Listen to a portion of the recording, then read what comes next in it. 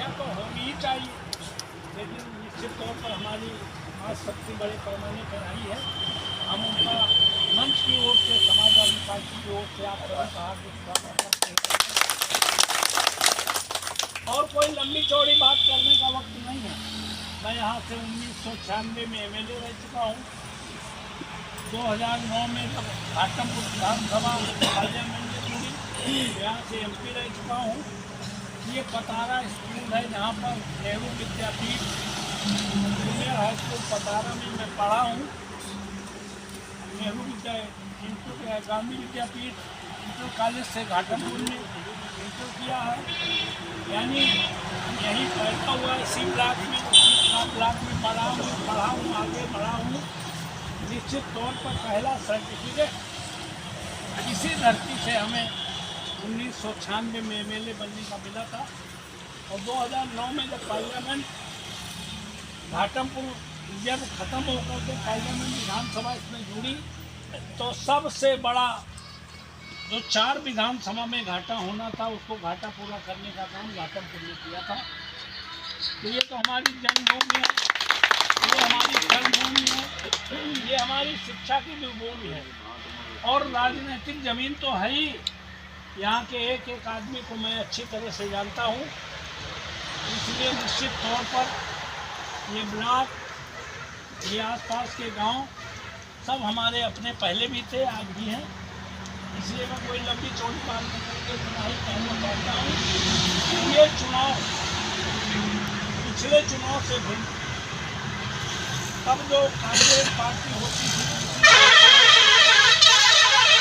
यहाँ तक कि अटल बिहारी वाजपेयी जब प्रधानमंत्री थे तब भी उनमें नीयत थी, उनमें कुछ नैतिकता थी।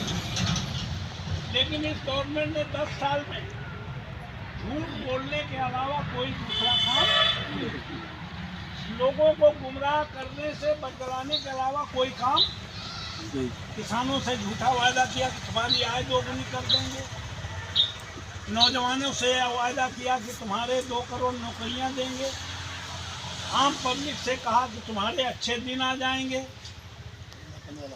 लेकिन जो विदेशों में काला धन जमा 15 लाख सबके खाते में आ जाएंगे, तो लोगों ने सोचा ना 15 लाख सही 5 लाख। यानी जो कहा आज की तारीख में नौजवान हमारे अगर गूगल में सर्च करोगे कि दुनिया का झूठा प्रधानमंत्री, तो हमारा प्रधानमंत्री नंबर 1 पर है, मोदी आदि। अगर गूगल में सर्च करोगे पूरी दुनिया का,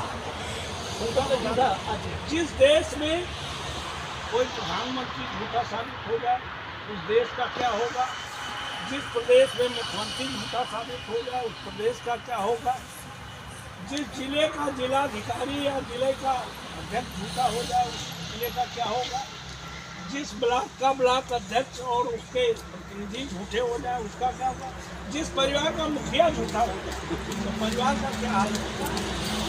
इसलिए साथियों, ये चुनाव वो जानते हैं कि हमने 10 साल में झूठ बोलकर, लोगों को गुमराह करके, लोगों को लालच देकर सत्ता में बैठने का काम कर लिया है। क्योंकि कहा गया है कि कुछ लोगों को काफ़ी दिन तक मूर्ख बनाया जा सकता है, लेकिन बहुत सारे लोगों को बहुत दिन तक मूर्ख।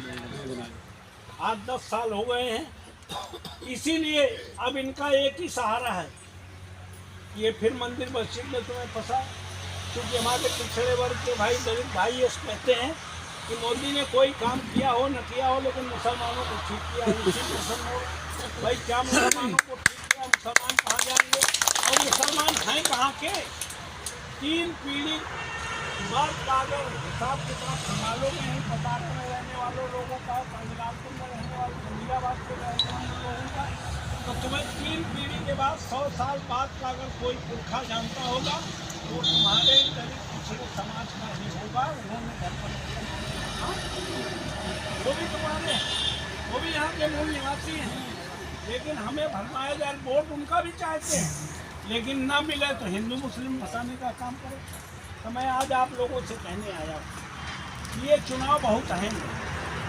इस चुनाव में अगर हम हिंदू मुस्लिम में फंसे, इस चुनाव में हम मंदिर मस्जिद में फंसे, क्योंकि वो जनवरी में समाजवादी पार्टी जिंदाबाद, राजाराम पाल जिंदाबाद। जनवरी में ये 22 जनवरी को प्राण प्रतिष्ठा करेंगे।